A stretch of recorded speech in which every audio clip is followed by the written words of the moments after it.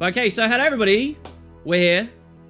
About to show off something very cool. So those of you that followed the trailers early on might remember there was a shot of a giant ship on top of a tower. And I said, oh, I would love that to be a jumping puzzle. Well, guess what? It was a jumping puzzle. And this jumping puzzle on this new map, it's not like the Chalice of Tears. It's not like the Searing Ascent, the other two jumping puzzles we've really seen in Season 3. This really feels like a love letter to all the players that hated the Chalice of Tears and hated the other stuff. This jumping puzzle really feels like everything people who hate the cluttered, weird, difficult to navigate puzzles, everything that they hated and what they want in a jumping puzzle, it seems we've got here instead. So this is Abaddon's Arm. I think that's what it's called. Or at least the POI next to it is called Abaddon's Arm. And we're going to be playing it here. So, not only are we just going to be showing off the JP, I also have probably, we have 150 people who want to do this, but we can't get everyone here. We have probably around 80 to 100 players right here. And we're all going to race to the top. So, it's a new puzzle. Not everybody knows how it works super well. We're not all super efficient with it. We got someone at the finish line who's watching for the end of the race. So I'm going to call out in squad chat here. 3, 2, 1. Actually, I'm going to call out in map chat because we've got 3 squads worth of players. So watch for map chat, guys. And in 3, 2, 1, we're going to go. You're going to charge off of the dock and we're going to race up the puzzle. Now, I'd like to point out, I'm doing this on my Norn, a bit like I did with the Searing Ascent. And I'm going to use the Endless in Beginning tonic as well. So I'm huge and super sexy and awesome. 3, 2, 1. Go! All right, we're going. Okay, good. So we're going to swim across and we're going to go for the puzzle. So it takes place on this island out here. And you guys might remember, like, with the Ooze collection for the hammer, for the legendary hammer. This is amazing. People are using the aviator box. For the hammer, there was a thing to fall for, like, 10 seconds flat. This event is, like, the height that you can drop from the top of this JP is ridiculous. I'm actually going to stop for some oysters. I'm resigned to the fact I'm not going to win this puzzle anyway, so we're going to be going quite casually. I mean, it's not like I can win the 400 gems. But this is mental. It's like, what, like a 30-second, 40-second drop? It's absolutely ludicrous. And we're going to climb the whole way up. And you'll see how this is different to the Chalice of Tears and the Searing Ascent in just a moment. Like, to me, there's always been very different kinds of puzzles you can put in Guild Wars 2. In 2012, in the core game, they dropped a lot of JPs in that were very simple to see where to go. Like, when you start doing jumping puzzles in the game, you'll notice that you're a lot worse at them until when you've played many more hours, right? Like, even something like King Chalice's Refuge, which is an awful JP in one of the Shiver Peak maps, where you just have to jump on a couple of pipes and you're done. I remember when I first started playing Guild Wars, I found that a challenge, right? Like, it was hard. You're not used to how floaty the movement is. You're not used to what it's like to jump in this game and what that actually entails. But then later, when you've been doing stuff like Super Adventure Box and Tribulation Mode Super Adventure Box and all that other stuff, all of it, and we failed that jump there, it suddenly becomes second nature and it's a lot easier. So Living World Season 3 has been in kind of a weird way where a lot of us are old players now. You know, the game's 5 years old. A lot of us know how to do the jumps. And so it's like, what kind of jumping puzzle do you make for those people? And I think the answer to that for a long time has been stuff like the Chalice of Tears, where the challenge isn't the jumps themselves. The challenge is figuring out where to go. And when they are jumps, it's like super slippery, gimmicky, tricky jumps. And they're a real challenge. And that's what we saw with Chalice of Tears, and that's what we saw with Searing Ascent, where the puzzle is like, oh god, how many charges of my new mastery can I use before I get to the next area? Like, the puzzle was figuring out where to go. We saw that actually probably the earliest with the Silver Waste, right? The Silver Waste jumping puzzle was these huge chasms where the jumps weren't too tricky, but it was like, am I even going the right way? These are just these vast hallways. I'm not sure where to go. Which script hole do I dive down, and can I randomly get out of the right way, and so on. Well, so we've seen them do that a lot. And none of them have really felt like core jumping puzzles for ages. This feels like a core jumping puzzle. This is a jumping puzzle that even if you're really new to Guild Wars 2, or you haven't played for like 2 years and you've just come back, this is a puzzle that you enjoy. Like, we saw with the Chalice of Tears, most of the response on places like Reddit and the forums were very salty, upset Guild Wars 2 players who weren't good at jumping puzzles and don't like that kind of feeling of, oh, no, we fell. Oh my god, the Zerg made it really hard to see there. They don't like that feeling of having no idea where to go, and it's almost like you're just glitching out of the map. And the Chalice of Tears was definitely like that, right? Like really slippery rocks all over the place. That's not what this is like. Abaddon's arm is looking at those people and answering their criticisms. I was a bit upset with this patch when it came out because people had so many little flaws and nitpicks and things that they wanted to pick at for the finale, but it was so long before anyone acknowledged that this was such a good puzzle and that it was clearly built entirely in response to the outcry against the Chalice of Tears. This is amazing, and I think it's really cool that people who are upset with that style of puzzle have got an answer to that now. So it listens to what they learn in Flashpoint, where as you climb, you get checkpoints. So let me just cast my Dirge here. This is the mastery, right?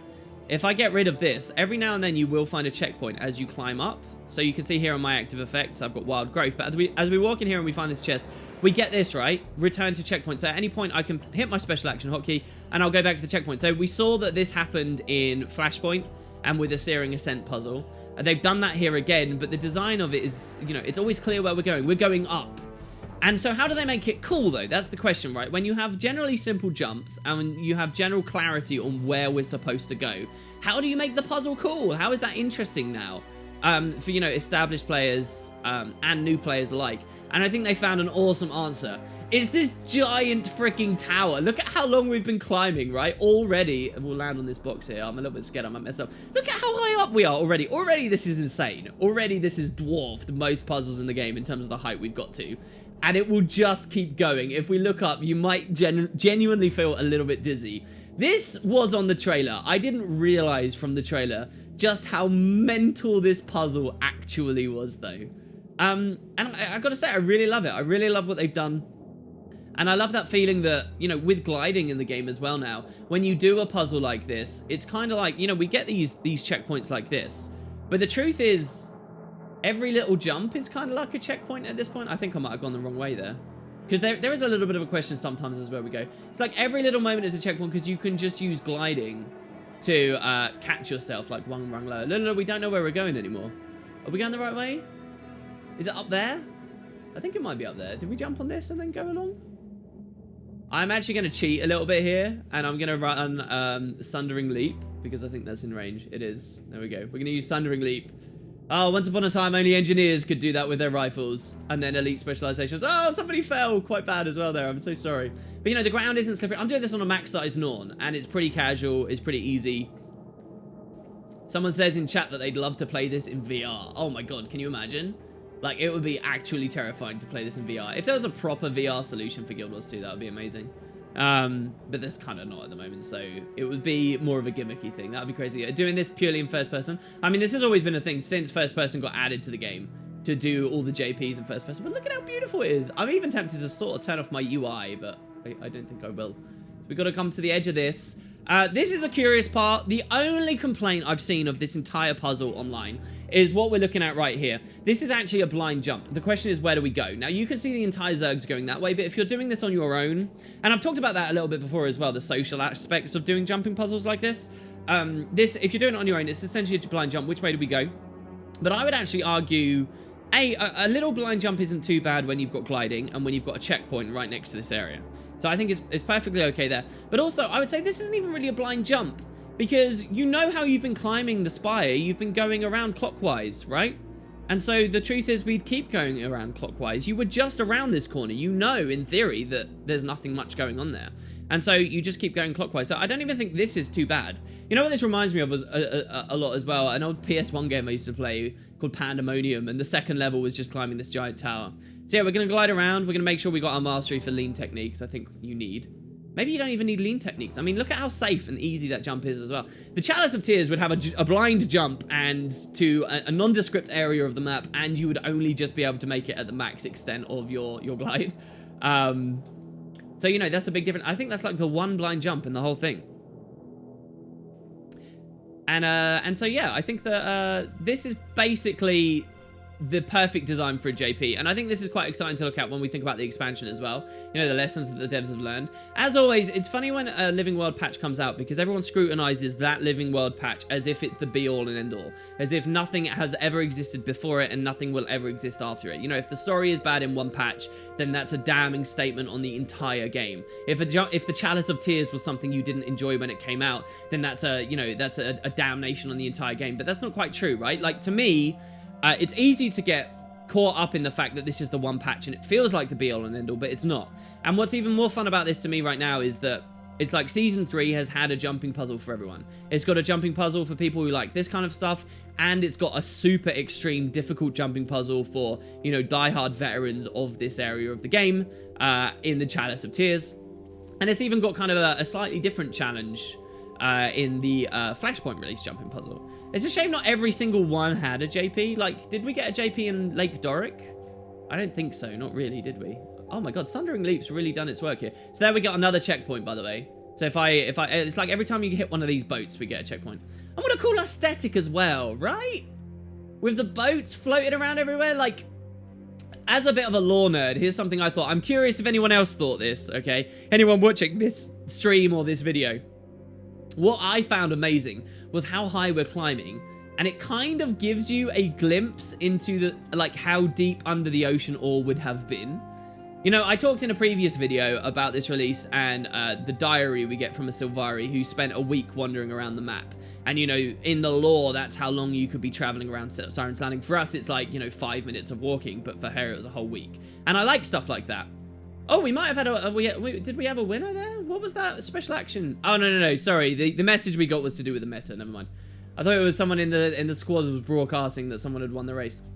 Oh, shit. What was I talking about?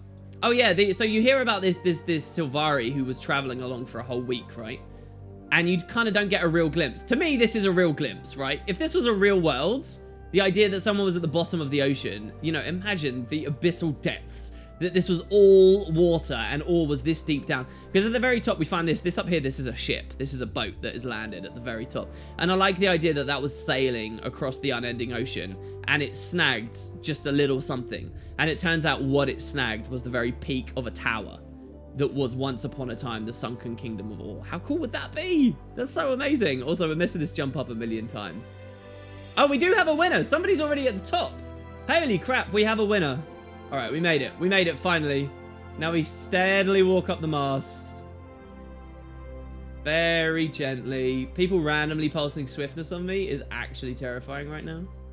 Because I don't even think I have a 25% movement trait. So, where do we go from here? Onto that and then the barrels? Surely we don't want to glide right onto...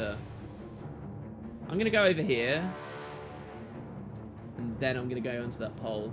Oh god, this is tricky. So jumps like this, guys, what you want to do is just let go of WASD, because the second you land, you know that you're not going to walk off or anything, right? Unless you absolutely need lean techniques at the same time. Let go of WASD, and trust me, you've got a 100% safe way of getting there. So now we need to go onto the very peak of this. Oh god. And we need to jump and glide onto this. Oh my god, like, look at the height, look at this is crazy. Max height male char with the largest frame and a cape is jumping puzzle hell. A cape? What kind of cape are you talking about? Are you talking about like a Warbringer type cape? Are you talking about a butt cape like we're wearing here? Yeah, I mean, that makes things a little bit trickier as well. All right. Please make it. This is a tricky one as well. Okay, good. And the other thing I like about this JP is you can actually feel it gets a little bit harder as we climb, right? It starts incredibly simply. And you are noticing it's getting a bit trickier. Probably not to Chalice of Tears, though. Like, Chalice of Tears is big dick the whole way, the whole time. And this one is like, you know, it's sort of a bit classic platforming game design here, where it gets trickier the higher up you go. It's funny because in a lot of ways, I might have thought when Heart of Thorns came out, that gliding was sort of the end of jumping puzzles as we knew it, unless they disabled gliding. But you'll notice as well that in Season 3, every new JP they've added, they haven't disabled gliding for. Have you guys noticed that? They could have. They could have been like, all right, this is like a core tier one. Gliding could be disabled here, but they embrace it. And they say, no, actually, look, we can use this to make a better puzzle by incorporating gliding into it. And we don't care that people have permanent safety nets. I mean, this would be really punishing and scary if there was no gliding at all, right? And it was just a total fall. And there, the checkpoints would mean a lot more. I don't actually think I've ever legitimately used a checkpoint on this, actually. Because usually it's better to just glide and start again from where you were nearby. So we're getting quite near the top now. You might not quite realize how high we've climbed as a part of all of this, but we can't even see the floor anymore, right? This is the high. This is one of the Orient arcs, if you see there, that you can imagine from the core maps, about that high up, and we're above it. Oh my god, we're not even near the top. Look at this. It's crazy. All right. So again, this is the other big glide, but I wouldn't even call this a blind glide because I think it's, you know, it's basically the same thing, right? We go. I'm gonna follow this guy. Hopefully, this guy knows what he's doing. No. No. Rip. That guy's waving. No. I think we went the wrong way, guys. All right. Never legitimately used a checkpoint. I think I have now, though. There we go. Let's use the checkpoint. We're back. Oh, my gosh. Oh, no. We're not all the way back. We're all the way back here? No. Oh, no. So what? We walked to the end of this and then glided, right? Oh, I see what I did as my mistake. We were supposed to go into there. Ah, that was the mistake. That's interesting. I thought that was the second big blind glide. I thought there were two. Did we already pass one of the two? So we come to the tip of this, but we glide into that window? Oh, just about. Okay, good, good, good, good, good. All right, we're making progress. We're making progress. All right, now here's the long glide. Shrines are back online from the meta. Oh, I'm scared now. I'm actually really scared. I'm really desperate to get this checkpoint. Okay. And straight over to this. Oh no, that guy didn't make it. Oh, okay, good. Oh, that guy failing really freaked me out. That guy failing really freaked me out. Okay. Now from this barrel over here. Oh, look, he's waiting. This guy is legitimately waiting for us. I feel like I'm like a little kid and they're like, come on, this is the way to go. Here we go. Mummy and Daddy will wait for you. And we're still going. We're still going. We've still got a lot of height to gain. Just truly impressive stuff. The thing I wonder about, though, is like, if they want to match this in future maps, do they have to do, like, a giant towering spire like this every time? I like the idea of them dropping us super low, and then we have to climb back to the surface. Kind of thing. You know how Tangled Depths works? Kind of like Tangled Depths, except it's explicitly a JP. Oh, this is going to be awful on and on. This is actually going to be awful. Because what I think we have to do here is we have to glide to that. And we have to land it. We have to stick the landing. This is going to be awful.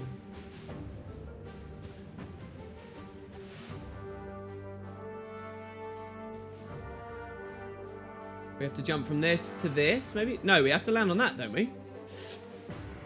Wait, we climb to the top of this rock. Oh, what? No, I'm just an idiot. We didn't have to do any of that. We just climbed to the top of the rock. Oh, this isn't nice. What? Okay, hold on. All right, there we go. There we go. Again, the let go of WASD technique saves me again there. That's good. Ah, please, checkpoint. I'm starved. I'm starved for a checkpoint. I'm suddenly terrified. Are we there yet? I know, right? I know. We're making it slowly, steadily, surely. And by the way, this is quite interesting. You might wonder what these platforms are. I think these are new, a new asset in the game, maybe. I don't recognize them. I just say they've just been very rarely used in the past. They're a bit like the mushrooms, as you can guess, but they're essentially coral, right? I think is the idea. I really want to Sundering Leap that. I would feel much safer Sundering Leap that. So there we go. So the fear on that, though, is that the arc of the skill won't take you high enough to land it. To stick it. Here we go. We're still going. Oh, okay, camera, please. Being a Norn, very fun. You get great lore. You get an amazing race that totally isn't flanderized. And you get awesome jumping puzzle experiences. Alright. Now we've landed here. We do another glide. Oh, God. These poles, man. These poles are awful. Okay, let go of WSD. Whoa. And we're along. Oh, my God. We're making it. So, yeah, as you can see there, the boat is the end. And there's a really cool effect, by the way. A very flashy thing that they do at the end. So, it's not just that we'll get on a boat and then that'll be it. There is something very cool that they do. Congratulations to whoever the winner was at the end of this awesome race here.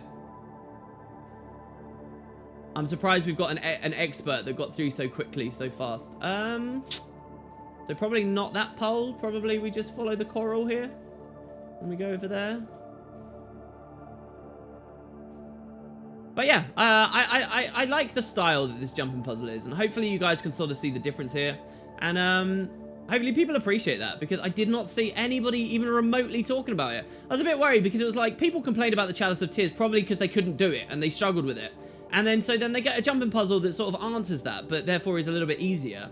And, you know, no kudos came in for so long. No one, you know, it was nothing to talk about at all. And I think that's a shame. People are much quicker to slam the devs than to, you know, recognize when something has been listened to, right?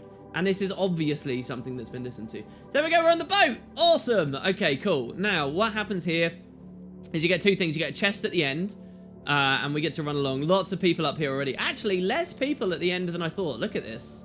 Considering we had about 100 players, I would only estimate there's maybe 40 of us have made it so far. We come up here into the top of the boat. There's a hero's banner, very nice. We get a waterlogged chest, and as we open the chest, get some pearls, and look, it all gets set on fire. The ghostly ship gets set on fire. How cool is this? And I thought that was a really nice touch as well. So when you first get up there, you get a mastery point, you get an achievement. If you go for the legendary trinket, it asks you to climb it again. I did it all at once, thankfully. And also, for what it's worth, there's another mastery point here with diving goggles. And, you know, just this is... The diving goggles at the end, I think, are a perfect encapsulated example of how this is different to other things. You know, other diving goggles we saw in the recent maps have been really punishing. They've been a real pain. You've got to land in a tiny bucket or whatever. And you're so preoccupied thinking about the bucket that you don't get to just appreciate it.